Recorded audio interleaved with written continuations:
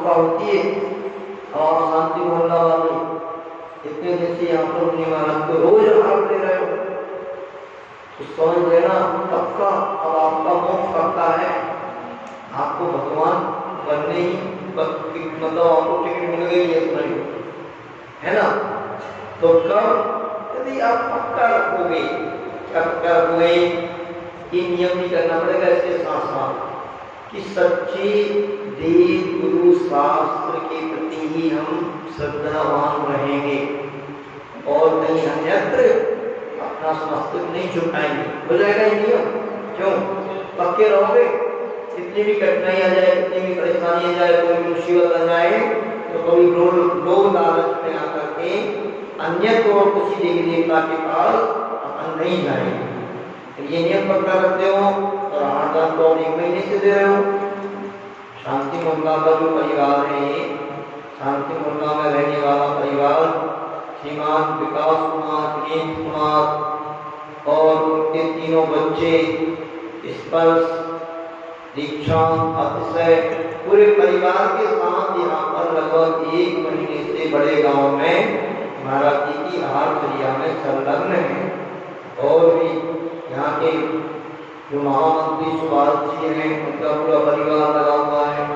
एक और परिवार है यमुना विहार से, श्रीमान दीपक कुमार जी हैं, वो उनकी श्रीमती अंजू जी। यहाँ पर 1 महीने से पूरे महाराज की आहारचर्या में चल रहा है। आप सोचो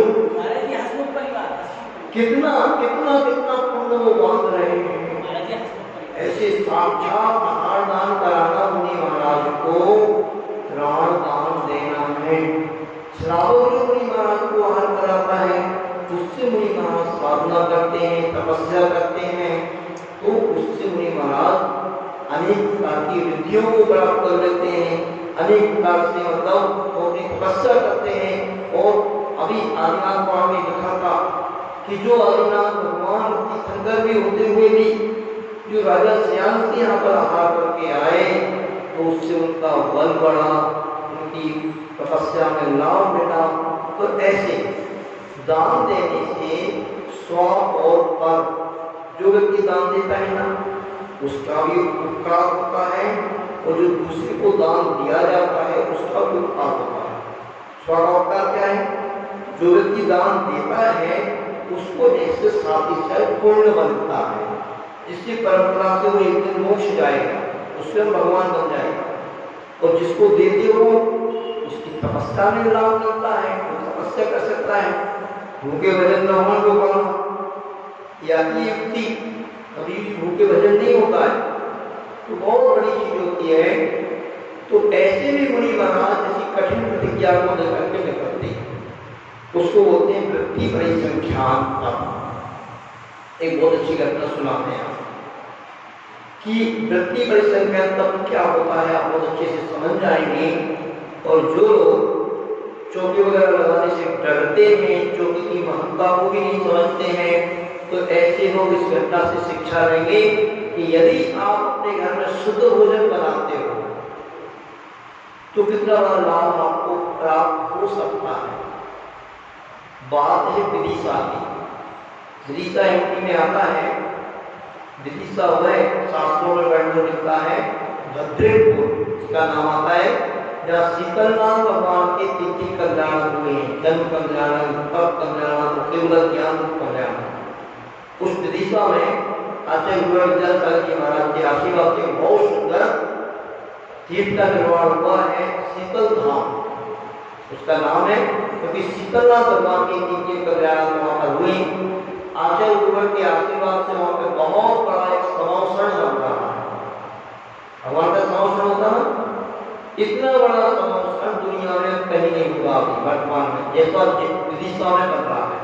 बहुत बड़ा होता है, बंसी पहाड़ पत्थर से बहुत अद्भुत एक समावसरण की रचना वहां पर हो रही। आचार्य विद्यासागर जी महाराज वहां पर ही थे हैं, और वहां पर एक बरलू वाले बाबा, मतलब आदिनाथ भगवान की एक प्रतिमा है जो गांव से प्राप्त हुई थी, बहुत आश्चर्यकारी प्रतिमा है। उनका पंचकल्याण होना था वहां पर, तो पंचकल्याण एकादशी के सालों में चल रहा था। कहाँ का चल रहा था?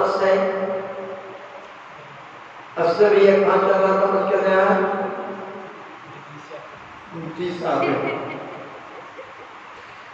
में बच कर गया करा था। तो ध्यान से सुनो। तो महावीर जयंती का शायद था, और महावीर जयंती के समय तो बहुत गर्मी पड़ने लगती है। इधर यूपी में समझ नहीं आ रही, यूपी में 2 गर्मी पड़ती है महावीर जयंती पर। और उधर जहाँ पंचकाला वर्ता सत्तर धाम में, वहां पर ही आचार्य तो पूरा संग रुका हुआ था। तो वो विदिशा वहां से कम से कम 2-2.5 किलोमीटर था नगर। तो आचार्य यहीं से यहाँ चले गए निकले, किंतु आचार्य ने उस दिन व्यक्ति पर संख्या अद्भुत विधि बैठी, और वो विधि में करके निकले। वहां पर जितने चौके लगे हुए थे उन सभी चौकों में प्रणाम देते हुए उनकी विधि नहीं मिली शायद, और दूसरे नगर में चले गए, विदिशा शहर की ओर चले गए। और विदिशा में पूरे जाकर के सब जगह घूमे, 3-4 किलोमीटर पूरा विदिशा घूम डाला, किंतु विधि कहीं भी मिल रही, मिली नहीं। क्यों नहीं विधि मिल रही? क्योंकि वहां पर कोई चौका लगा ही नहीं था। किसी व्यक्ति का शायद नियम ही नहीं होगा 16 का भोजन करने का, शुद्ध भोजन किसी ने बनाया ही ना हो। और आचार्य पूरा विदिशा घूम करके वापस आ गए। जब ऐसी कठिन प्रतिज्ञा लेते हैं मुनि महाराज, तो इसमें आनंद ने कहा है, वो मुनि महाराज यदि उनको लाभ नहीं मिलता है, मतलब उनको कहीं भी प्रदान नहीं हुआ, तो वापस मंदिर में आ जाते हैं। वो मंदिर में वापस आ गए, 2-3 किलोमीटर गए, 2-3 किलोमीटर की धूप में गर्मियों में घूमे, फिर वापस आए, कम से कम 7-8 किलोमीटर हो गया होगा, और लाभ भी नहीं मिला, आहार भी नहीं हुआ, तो वापस मंदिर जी में आ गए। अब बाद में थोड़ी चर्चा की तो मालूम पड़ा कि आचार्य श्री कोई व्यक्ति विशेष की विधि लेकर के निकले थे, कि वह व्यक्ति ने यदि उधर अपने घर में चौका लगाया होगा, वहां पड़ रहा होगा, तो हम हार करेंगे। और उस व्यक्ति का चौका लगा था, वो यहीं सुंदर धाम में ही लगा था, उसके घर में नहीं लगा था। तो ऐसी कठोर वृत्ति को जो साधु अपनाते हैं, इसको बोलते हैं वृत्ति परिसंख्या। जिसे आपकी दिल्ली में हम लोग मुनि महाराज थे, तो एक बार ऋषभ विहार में ही थे हम। सुनो, हमने एक बार नियम ले लिया, थोड़ा सा क्या नियम है नहीं, वो अलग है। ये नियम ऐसा लिया था हमने, चलो भाई सूर्य नगर, मतलब अपने मन में भाव बनाया कि कोई प्रतिमाधारी श्रावक यहाँ हार करें, ठीक है। जो यहाँ पर चौके लगे, इन चौकों में नहीं जाना। ऋषभ विहार में जितने चौके लगे, इनमें हम मान नहीं करना, इनसे हटकर गया। ऋषभ विहार में प्रतिमाधारी था भी नहीं, और एक दो प्रतिमाधारी कोई थे भी, तो वो बड़े महाराज जी का प्रदान करके चले गए। हमने सोचा था हो सकता है वो प्रतिमाधारी श्रावक खड़े हों, तो मिले नहीं। तुमने चलो चलते हैं, प्रतिमाधारी श्रावक दिल्ली में कहाँ है? नहीं,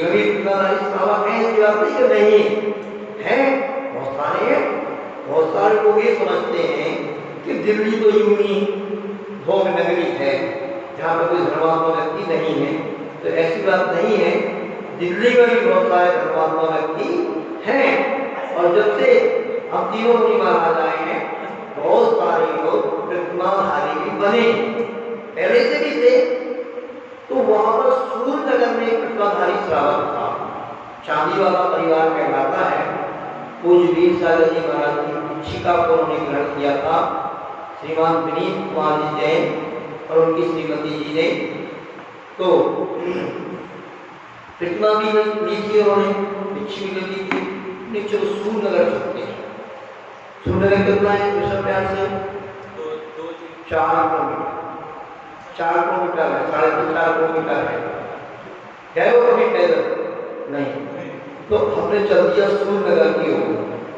अब सूर्यनगर में पहुंचते हैं, तो उसी दिन उनके घर में वो दिल्ली में कैसा श्रावक है ये चांदी वाला परिवार, कि वो गाय रखे हुए घर में, अपने घर में एक 10-15 करोड़ का प्लाट होगा, उस प्लाट में वो 10-4 गायें रखें, गिर जाती थी।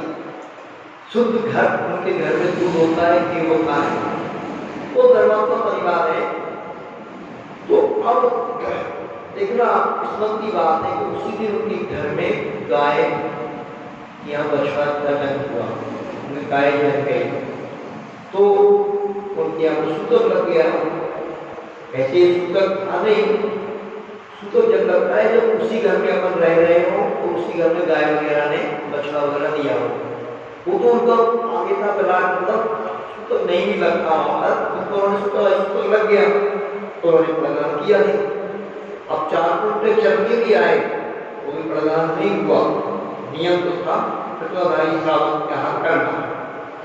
तो अब हमारे लिए दिमाग में बात थी कि एक और श्रावक है रामनगर में। रामनगर में श्री मान सिंह जी एक श्रावक थे जो आचार्य भगत से 2 प्रतिवादी व्रतों को लेकर के आए थे कि चलो भाई। अब वहां से 3.5-4 किलोमीटर फिर है रामनगर, सूर्यनगर से 4 किलोमीटर पर रामनगर था। तो फिर हम रामनगर पहुंचे और रामनगर में वह श्रावक सेठी श्रीमान जी मान सिंह जी के यहाँ हमारा हो गया, विधि मिल गई, श्रावक में मिल गई। तो ऐसे होता है, यदि कोई प्रतिमाधारी श्रावक होता है तो ऐसे भी मुनि महाराज कोई नियम देते हैं तो इस प्रकार से उनके लिए बहुत बड़ा सौभाग्य मिल जाता है। देखो इन नियम व्रतों को लेना बहुत कठिन काम होता है और ऐसे यदि कोई नियम व्रत ले लेता है, शुद्ध भोजन का भी नियम ले लेता है तो ऐसे मुनि महाराज का इतना बड़ा लाभ हो जाता है। कभी उन्होंने कल्पना भी नहीं की होगी, सोचा भी नहीं होगा कि ऐसा हो जाएगा, मतलब ऐसे लाभ मिल जाता है। आचार्य शांति सागर जी का नाम सुना होगा, चारित्र चक्रवर्ती आचार्य शांति सागर जी का है, जिनके बारे में उन्होंने बताया था आपको पिछले दिन कि उन्होंने अपने 35 साल के दीक्षा काल में लगभग 27 वर्ष उपवास में निकाले थे और लगभग 99,000 कुछ ऐसे उपवास किए, लगभग 10,000 के करीब उपवास जिन्होंने किए, बहुत पस्ती असर बना थे। उन्होंने अपने पूरे जीवन काल में 18 करोड़ लोगों का मंत्र का जाप किया, खूब लोगों का उनका जाप करते रहते, बहुत पस्ती आचार्य महाराज थे। उनकी कई घटनाएं हैं, वो अच्छी वृत्ति परिसंख्या तक देते थे, बहुत कई बार। एक बार उन्होंने वृत्ति परिसंख्या तक दिया, एक बहुत कठिन प्रतिज्ञा करके आहार के लिए निकले। अब देखो रोज आहार चर्या को निकलते हो, आहार की विधि मिली नहीं, ऐसे लोग एक बार हफ्ते हो गया, एक हफ्ते हो गया, रोज आहार चर्या को निकलते, जो वृत्ति परिसंख्या में दिया जाता ना, वो ऐसा भी दिया जा सकता है कि आज के लिए भी दिया जा सकता है, या फिर कोई तपस्वी मुनि महाराज थे तो ऐसा भी ले लेते हैं कि हमारा ये जब तक नहीं मिलेगा जब तक नहीं है। तो वो तपस्वी थे, आज निकले, कल निकले, परसों निकले, ऐसे करके एक हफ्ता हो गया, कोई विधि होगी उनकी, विधि मिली नहीं थी। जैसे आदिनाथ भगवान की तो विधि नहीं मिली 6 महीने तक। अभी अक्षय तृतीया सुनाया था कि नहीं आपको? तो उस समय तो लोग जानते नहीं थे, है ना, इसलिए ऐसा हुआ था। किंतु इस समय तो वह विशेष वृत्ति लेकर के निकल गए, कठोर प्रतिज्ञा लेकर के निकल गए, नहीं मिल रही थी। अब एक दिन क्या हुआ कि एक श्रावक प्रधान के लिए खड़ा था और किसी व्यक्ति ने आकर के उसको छू लिया, तो उसने उस व्यक्ति ने सोचा छह गए ना महाराज जी हमें 7 दिन से विधि नहीं मिली है, तो वो जल्दी से गया घर में और जल्दीबाजी में ऊपर उसने पानी डाल दिया एक बाल्टी, और जल्दी से आकर के गीला का गीला खड़ा हो गया। और महाराज जी की विधि थी कि कोई गीले कपड़ों में हमें परिधान करेंगे तो उसी के आहार होगा। तो महाराज जी का आहार 1 हफ्ते के बाद हो गया। ऐसे होता है ना, ऐसे ही आचार्य शांति सागर जी महाराज ने एक बार और विधि दी। आप सोच भी नहीं सकते कि ऐसी विधि भी मुनि महाराज ले सकते हैं क्या। एक बार विधि की उन्होंने, और विधि में करके आचर्या को निकलते लगभग 8 दिन हो गए, निकलते रोज हाथ निकलते, विधि मिली नहीं गई। विधि क्या थी? विधि बहुत कड़क थी, तो न जाने एक व्यक्ति के दिमाग में बात आ गई। उनकी विधि थी कि कोई हमारे लिए प्रधान हीरे जवाहरात निकल के करे। अब कौन हीरे जवाहरात निकल के प्रदान करे? रत्न वगैरह थाली में रखे हो तो उस व्यक्ति की हमारा प्रदान होगा, तो नहीं होगा। तो ऐसे करके बहुत मुश्किल से 8 दिन के बाद मिली थी वो विधि। ये ऐसी कठोर प्रतिज्ञाएं मुनि महाराज इसलिए भी देते हैं कि देखते अपना पुण्य कितना गाढ़ा है। अगर अपना पुण्य होगा मिल जाएगी, और नहीं होगा तो नहीं मिलेगी। तो अपने पुण्य को आजमाने के लिए मुनि महाराज ऐसी कठोर प्रतिज्ञाएं दिया करते हैं। जैसे एक बहुत अच्छी घटना मिलती है शास्त्रों में, वृत्ति बड़ी संख्या ग्रंथ की। शायद ये घटना होती है या तो राम मुनि महाराज की भी मिलती है, राम और सीता ने दिया था शायद आहार, कोई मुनि महाराज ने नियम दे दिया था, और शायद चंद्रगुप्त मुनि महाराज का है। चंद्रगुप्त नाम के मुनि महाराज हुए हैं। आचार्य भद्रबाहु स्वामी का नाम आपने सुना होगा, जिनके 24,000 शिष्य थे। लगभग 2000 वर्ष पुरानी घटना है।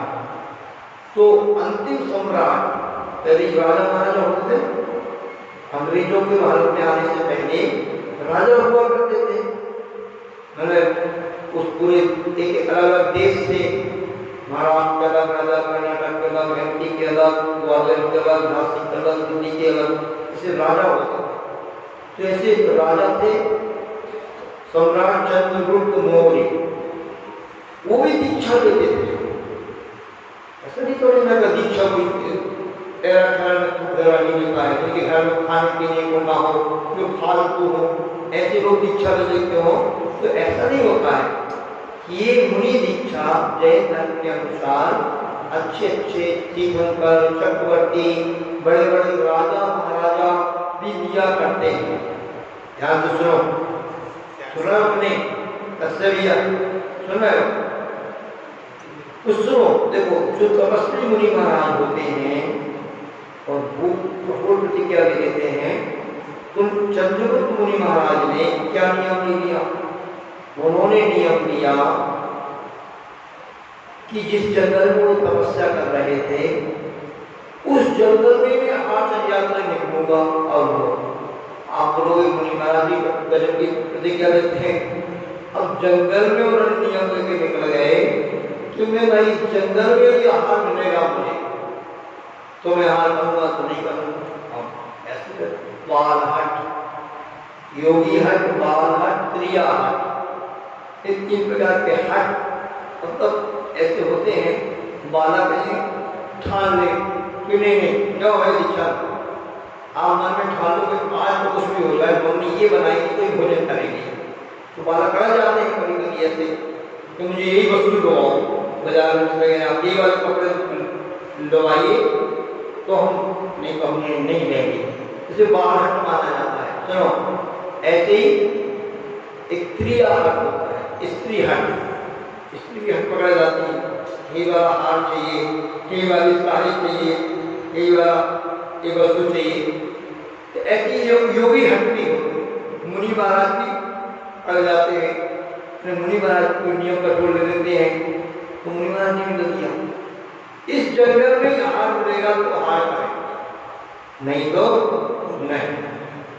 अब वो चंद्रगुप्त मुनि महाराज जंगल में हार के लिए निकलते, घूम घाम के आ जाते। जंगल में कौन हार देगा? जंगल में कोई बस्ती थी नहीं, कौन हार देगा? ऐसे करके उन्होंने कठोर नियम लेकर के कई दिन तक जाते रहे, तो हार की मिली नहीं। तो उस समय कोई देवी देवता ने उनकी शिकार की चर्या को देखा, तो वो समझ गया, क्योंकि देवों के पास तो अपनी ज्ञान होता है। देवों का कौन सा ज्ञान होता है? आपकी ज्ञान का काम क्या होता है? उस ज्ञान से आपके अंदर क्या चल रहा है, क्या घटित होने वाला है, मुनि महाराज क्यों घूम रहे हैं, नहीं मना करे ज्ञान होता है बेटा, जो मन की बात जान लेता है।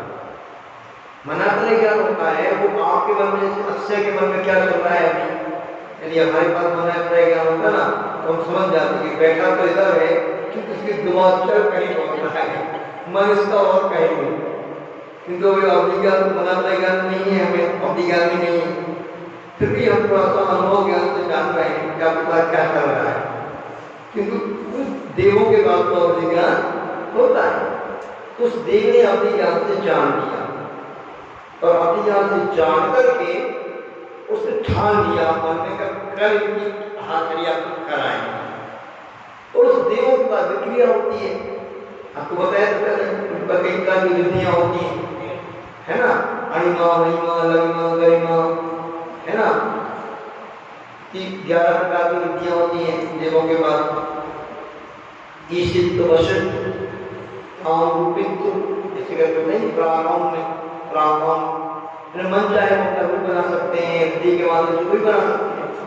तो उस देव ने वहां पर पूरा पूरा नगर ही बसा दिया अपनी विक्रिया से, अच्छा बढ़िया नगर बसा दिया और नगर बसा करके वहां पर सब घर बना दिए, पूरी बस्ती बना दी, एक चौका लगा दिए। अब जैसे मुनि महाराज आए, मुनि महाराज तो नहीं होता किंगन का हाथ में टैग कर लूंगा, तो ऐसे करके उन्होंने आहार कर लिया, प्रधान हो गया। सब देख तो सब जानते ही तो प्रधान हो गया, और प्रधान होगा तो बस वो तो उनका नियम ही था। तो पूरे 4 महीने तक वो देव लोग ही आहार कराते रहे, चातुर्मास पूरा वहीं व्यतीत कर दिया उन्होंने। अब एक दिन क्या हुआ कि जैसे आप लोग आहार कराने के बाद अपनी मां को छोड़ने आते हो कि नहीं आते हो? आते हो। तो अब वो रोज के रोज को क्या करते थे, आते रहे।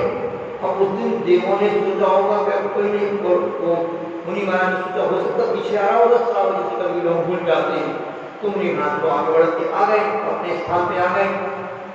बाद में देखा कि कमंडल तो आया ही नहीं आया कमंडल। तो बाद में जाकर के देखा उन्होंने कि जब कोई श्राव नहीं आया, भूल गया कोई, चलो अपन ही ले आते हैं, उनके साथ जो शिष्य होंगे उनको भेजा होगा। तो वहां पे जब जाके देखा तो कमंडल तो एक पेड़ पे लटका है, ना वहां कोई बस्ती है, ना वहां कोई श्रावक है, ना कुछ। उन्होंने ये क्या हो गया? फिर उन्होंने जाना अपने ज्ञान से कि ये तो शायद अपनी देवगत माया थी, अपने पुण्य के उदय से एक देवनी माया की थी और देव लोग इतने दिन तक आहार कराते रहे। तो बाद में प्रभु मुनि महाराज, देवों के हाथ से आहार थोड़ी दिया जाता है, मुनि महाराज सही नहीं होते हैं, उनको देवों को नियम वगैरह नहीं दे सकते, इसलिए मुनि महाराज ने फिर प्रायश्चित लिया। किंतु ऐसे मतलब जिनका पुण्य होता है वो गाढ़ा, तो देवता लोग भी आकर के उनके पुण्य सेवा में तत्पर हो जाते हैं। ऐसे करके ये कहलाता है वृत्ति परिसंख्यान तप। ऐसे आचार्य शांति सागर जी ने कई बार लिया, आचार्य जी भी ऐसे वृत्ति संख्या देते रहते हैं, हम लोग नहीं महाराज भी ऐसी वृत्ति संख्या देते रहते हैं, क्योंकि ये हमारा तप ही है। अब आप क्या करोगे? आप भी ले सकते हो वृत्ति परिसंख्या तप, थोड़ा बहुत प्रायोगिक रूप में क्या ले सकते हो?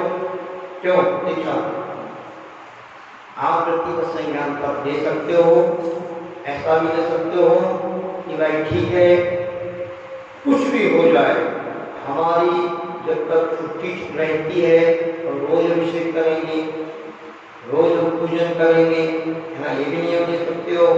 कभी कभी अष्टमी चतुर्दशी वगैरह के विशेष पर्व आते हैं, आपका मन कह भी रहा है तो भी आज हमारा विशेष व्यक्तिगत संज्ञान तब है, आज हम कोई भी फास्ट फूड नहीं खाएंगे, आज हम टीवी नहीं देखेंगे, आज हमारा नियम, आज हम टीवी नहीं देखेंगे। तो ऐसी तरह बहुत सारे कठोर नियम ले सकते हो आप भी, है ना। आज भोजन में हम मम्मी से कुछ मांगेंगे नहीं, मम्मी जो दे देगी वही खा लेंगे, अगर नमक वाला हो, फ्लेवर नमक वाला हो, जैसा हो। आज हम भोजन कौन से करेंगे, ये नियम भी ले सकते हो, ठीक है ना। तो ऐसे करके आप भी कुछ कुछ नियम लेकर के अपना भोजन कर सकते हो। ये कहलाता है वृत्ति परिसंख्यान तप। अब ध्यान रखना, कभी भी हम लोग दिल्ली में आएंगे ना, तो हमने नियम ले लिया कि शांति मोहल्ला में आहार करेगा तो भाई आहार करेंगे, नहीं तो नहीं करेंगे। तो अब दिल्ली वालों को, हसमुख परिवार वालों को तैयार रहना है, शांति मोहल्ला वालों को चल रही प्रैक्टिस चल रही कि नहीं शुद्ध भोजन की, प्रतिमा लेने की, है ना। यदि आप प्रतिमाधारी श्रावक बन जाओगे तो जैसे रामनगर वाले मानसिंह जी को मौका मिला था, ऐसे आपको भी मिल सकता है। मुनि महाराज आपके घर भी अचानक आ सकते हैं। जैसे विश्वास वाली अम्मा के पास कितने बार गए तो उनके अशुद्ध भोजन रहता था, तो आनंद बहुत अलग रहता है, अजब गजब विशुद्धि बढ़ती है। अचानक मुनि महाराज किसी के घर में पहुंच जाए और उसके यहाँ शुद्ध भोजन बना हो, हाँ अचानक भाव में जिससे निधि मिल गई लोगों को, ऐसी इधर दिल्ली में तो फिक्सिंग वाला काम चलता है ना। अब मुनि महाराज 3 चौके लग रहे हैं, 3 चौके में आएंगे हमारे चौके में तो मुनि महाराज, और जब अचानक आते हैं ना तो उसका मजा अलग होता है।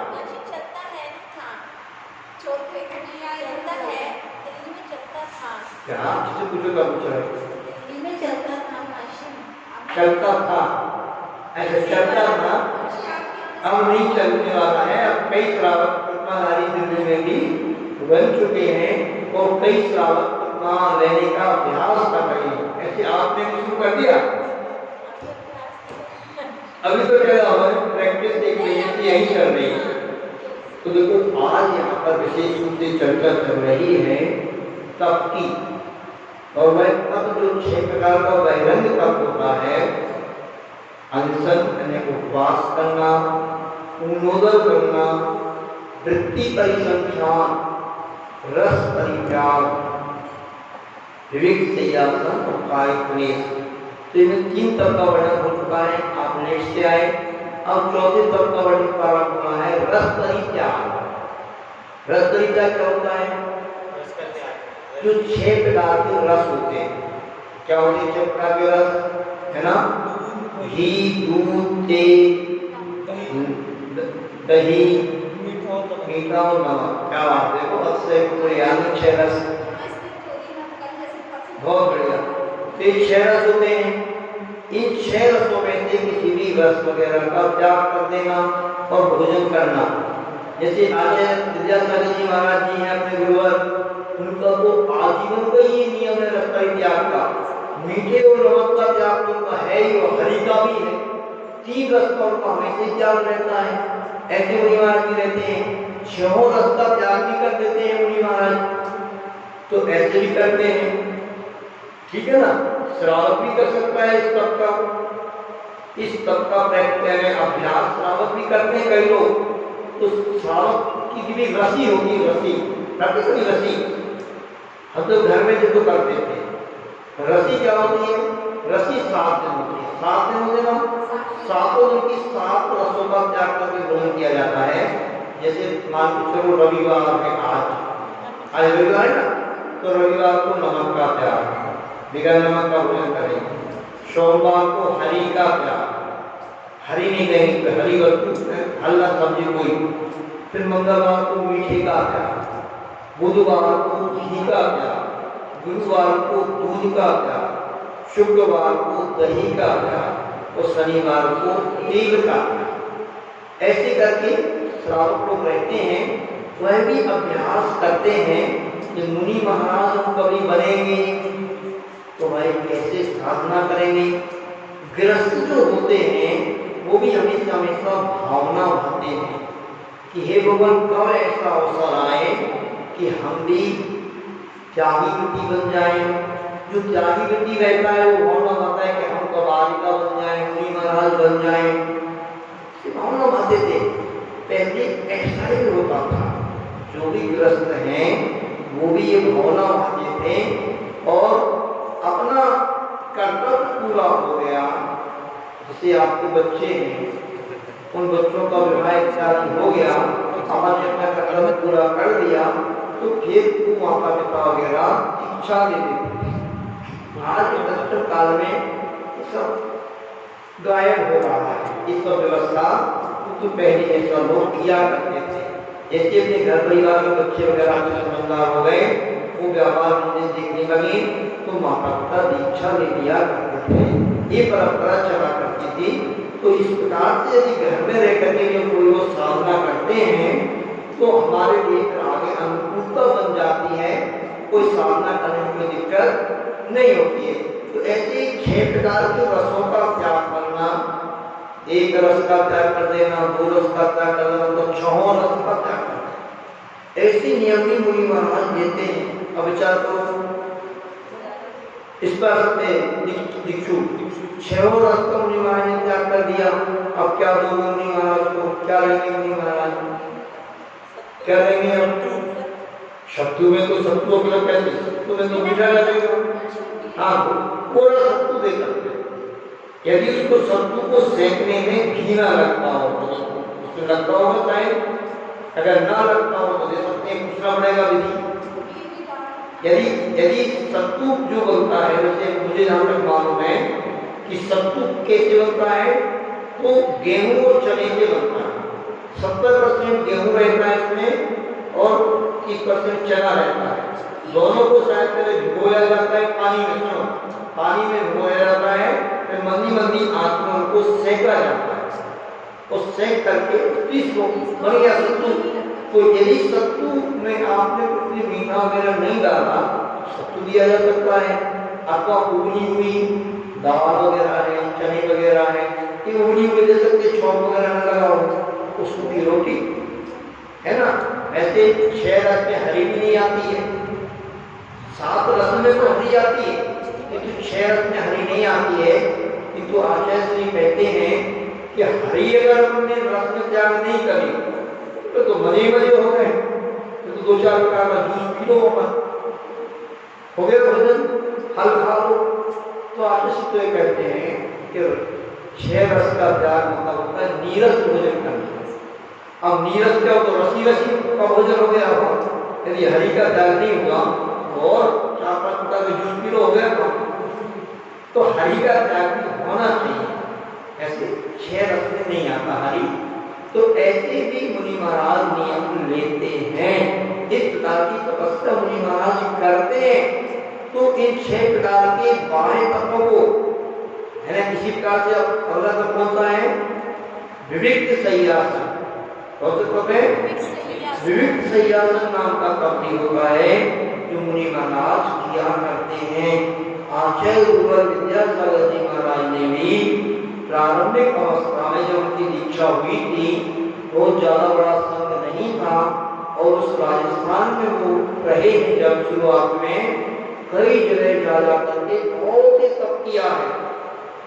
हम लोग जब अजमेर पहुंचे तो वहां पर एक मतलब पुरानी छतरियां वगैरह बनी हुई है, जहाँ पे कोई साधु वगैरह की समाधि वगैरह हुई होगी। उस समय वहां पर कुछ नहीं था, घनघोर मतलब वहाँ जंगल ही था। अब तो वहाँ भी शहर बस गया, 1-2 किलोमीटर दूर होगा शहर से वो स्थान। आचार्य श्री वहाँ चले जाते थे और कई कई घंटों तक वहाँ पर ध्यान करते रहते। तो कोई भी नहीं रहता, अकेले 2 घंटे 4 घंटे 6 घंटे ऐसे खड़े रहते थे। आहार करने यहाँ नगर में आते थे, बाकी वहाँ चले जाते थे। तो विविध सैयासन यानी एकांत स्थान में जाकर के शयन करना, ध्यान वगैरह करना, ऐसी साधना साधु करते हैं। आज भी करता रहे इतनी। वैसे तो पहले जंगलों में चतुर्काल में घनघोर जंगल में चले जाते थे और रहते थे अकेले। तो ऐसे आचार्य श्री वहां करते थे अजमेर में। ऐसे हम लोग जो खेकड़ी जा रहे थे, खेकड़ी राजस्थान में आता है, तो उससे पहले एक बघेरा गांव पड़ता है। उस बघेरा गांव के भी पास में एक बहुत बड़ा पहाड़ सा है, वहां पर गुफा बनी हुई है। उस गुफा में भी आचार्य श्री खूब ध्यान करते थे। वहां पर जाकर के कुंडलपुर में जो 75-76 में जब चातुर्मास वगैरह हुआ वहां पर, उस समय भी कुंडलपुर में सुनसान रहता था, कोई नहीं रहता था। तो आचार्य श्री बस चले जाते थे बड़े बाबा के पास। कोई भी मंदिर में जाकर के घंटों घंटों पर खड़े ध्यान कर रहे हैं और तपस्याएं की आचार्य श्री ने। तो ऐसे एकांत स्थान में रहना, वैसे तो आचार्य वर्ग के संग में तो ध्यान रखना, कभी भी जाओगे तो एकांत से रहता है। हम तो जब शुरुआत में गए ब्रह्मचारी थे रामटेक है, और रामटेक में हमने देखा हम शाम को पहुंचे तो वैसे जैसे लोग यहाँ पर तो खंडहर सा ही हो गया, क्योंकि आचार्य के पास अभी लाइट नहीं जलती, और वैसे इतना बड़ा हॉल हो और इसमें लाइट वाइट कुछ ना जले रात में तो दिक्षु आओगे तो कैसा लगेगा। तो देखा कि वहां पर पूरा संग रुका हुआ है, मुनि महाराज शाम को लेटे हुए हैं, तो घोर अंधेरा। ऐसे हम तो डर से गए कि हमें नहीं मिलना मुनि महाराज, ऐसे अंधेरे में कौन रहेगा, ऐसे ठोक अंधेरे में कौन रहेगा, तो डर से गए। तो आचार्य के पास तो लाइट वगैरह रात्रि में कुछ नहीं जलती है, ऐसे अपने आप में ही विवेक तैयार होता रहता है, एकांत स्थान ही रहता है।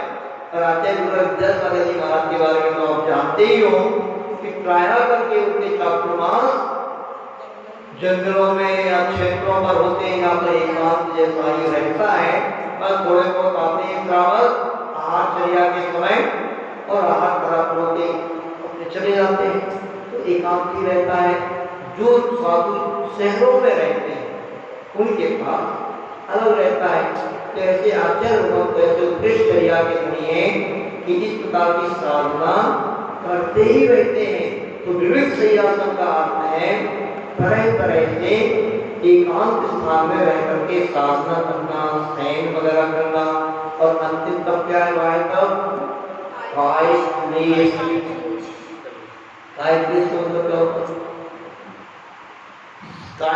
तो शरीर को क्लेश पहुंचाना, दुख देना, चला करके तो कैसे दिया जाता है, पंखे में बैठे हो, चला करके आज पंखे में बैठना ही नहीं, तो कष्टों का शरीर है ना। अब मुनि महाराज के सवाल विहार करेंगे तो चप्पल पहनना ही नहीं, और आचार्य ऐसे करते हैं चला करके। लोग बोले आचार्य यहाँ से रोड खराब है, तो आचार्य उसी रूट से ही जाएंगे। आचार्य कुंडलपुर बहुत गर्मी पड़ती है तो आचार्य कुंडलपुरी जाएंगे गर्मी में, और बहुत ठंडी पड़ती है तो और जाएंगे ठंडी में।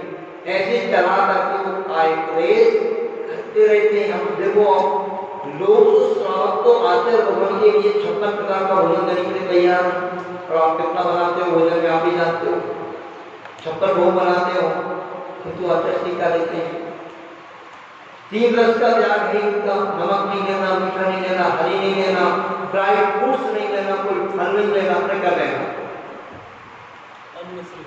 दाल भात रोटी, एक बात रोटी, सूखी दाल रोटी खा लेते, और ये शरीर को चला करके क्लेश देना है कि नहीं। तो ऐसे जिससे शरीर को कष्ट हो, शरीर को इतना कष्ट देंगे तो इससे साधना होगी, और शरीर को कहते इतना पुष्ट करोगे, मन का माल हुआ और माल मसाला खिलाओगे तो ये शरीर से आपकी साधना नहीं हो पाएगी, आलसी बन जाएगा। इसलिए शरीर से साधना करना है तो बस जितने से गाड़ी थक जाए और उतना ही इसको देना। ऐसे करके जैसे कहते ना जो गाड़ी होती ना, गाड़ी तो गाड़ी जब ची करने लगती है, बैलगाड़ी होती ना, उसको ओवन लगा देते हैं, ओवन चिकनाई लगा देते हैं कुछ। चलो तो ऐसे ही जो साधु होते हैं, तपस्वी साधु, थोड़ा सा इस शरीर से अपना धर्म ध्यान हो जाए, साधना हो जाए, तो कितना ही थोड़ा सा भोजन दे करके अपना काम चलाते हैं, महान मलिदा नहीं खाते और अपना धर्म ध्यान करते हैं। इसको होते हैं काय क्लेश तप। संक्षिप्त में हमने आपको 6 प्रकार के जो बहिरंग तप होते हैं उनके बारे में बताया। अब 6 प्रकार के अंतरंग तप भी होते हैं उनके बारे में बाद में चर्चा करेंगे। बोले आचार्य गुरु विद्यासागर जी महाराज की जय। मनीषी देवसागर जी महाराज की जय।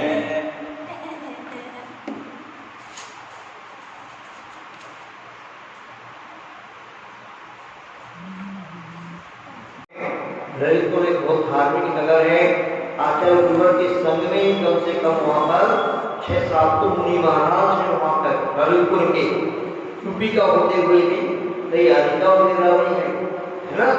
मुनि श्री पूज सागर जी महाराज, मुनि श्री विमल सागर जी महाराज, मुनि श्री श्याम सागर जी महाराज, मुनि श्री अनंत सागर जी महाराज, मुनि श्री शांति सागर जी महाराज, मुनि श्री भाव सागर जी महाराज, ऐसे बहुत सारे महाराज आचार्य के संग में हैं ललितपुर से।